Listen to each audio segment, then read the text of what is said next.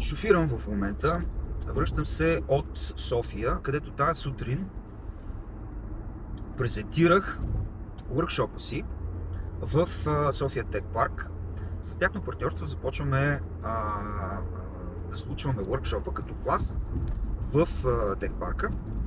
Да, очаквайте включване за това нещо. Да, прибирам се от презентация и си мисля: България има много дупки.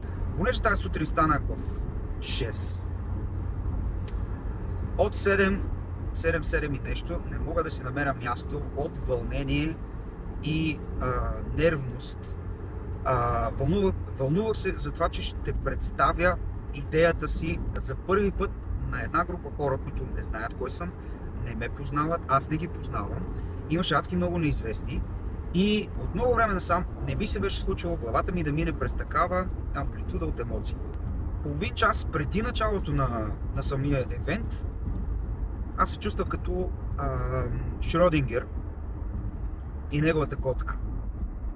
Нали Шродингер се е чудил, тая котка жива ли е, умряла ли е, и докато не отвори капака, няма как да знае. И аз така, докато не мине този евент, няма как да знам тия хора ще харесат ли това, което правя, няма ли да го харесат. Не знаеш, и седиш в една така супер позиция, която, тегаво, емоция. И в този момент усещам как пулса ми се ускорява, дишането ми се участява и аз започвам да изпадам в тиха паника. Всеки един, който е бил на сцена, преди да излезе на сцена, се чувства точно по този начин. Как се справям аз със следното нещо? Аз му викам да си излъжеш главата. Какво значи си излъжеш главата?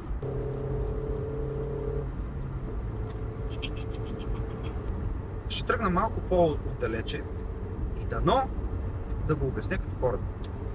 Първата система на комуникация, която се развива, това е езика на тялото. Преди да започнем да говорим с някой, в момента, в който влизаме в някоя стая, нашето тяло вече комуникира нашето състояние. Преди да сме казали добър ден, в един такъв момент, в който аз съм развълнуван, мога да тръгна по два пътя. Единият път е: аз съм развълнуван и съм щастлив да ви представя това нещо, което искам да ви представя. И другия е: аз съм развълнуван и това нещо няма да стане, и нищо няма да стане, и няма да ме харесат, и това всичко ще се провали. И единият е възход нагоре и всичко е супер, другия е възход надолу, не възход надолу, ами направо пропадане надолу и всичко ще се сгромоляса. Това е супер позицията, за която говоря, двата пъти. Как можем да направим така, че да тръгнем по пътя нагоре?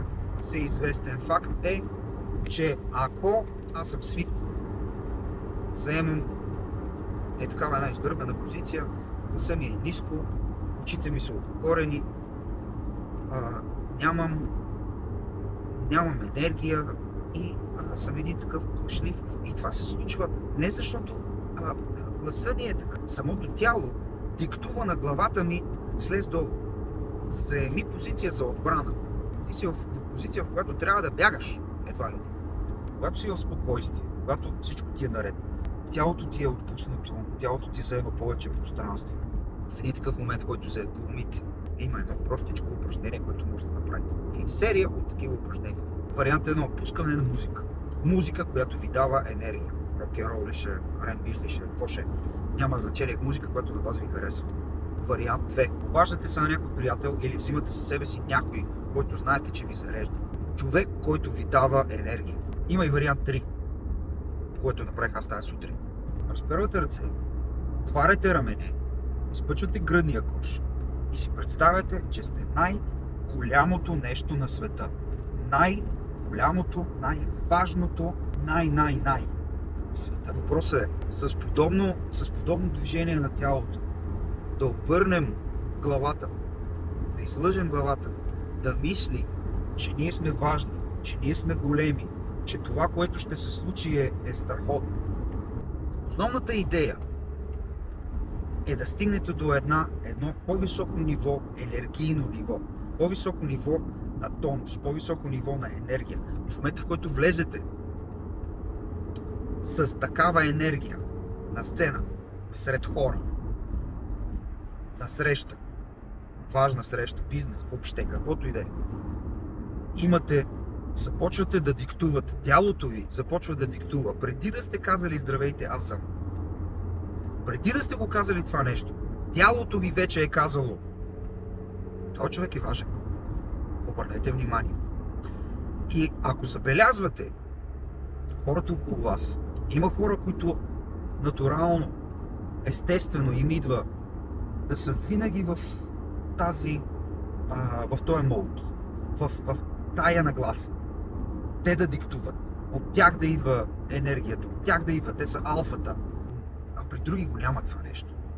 Хората, които са харизматични, те са с такава нагласа. Те, в момента, в който влезе един харизматичен човек в стаята и се обърне поглед, нали, в момента, в който влезе един подобен човек в стая, той събира поглед. И причината не е заради това как се е облякал. Не е заради това как изглежда в момента. В по-голяма част от случаите е заради това какво диктува тялото. В момента, в който влезете с висока енергия, където и да сте, започвате да взимате внимание.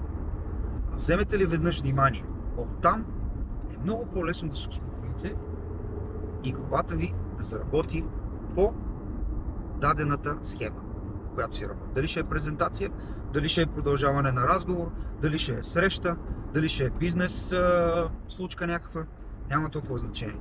Важна е енергията на човека.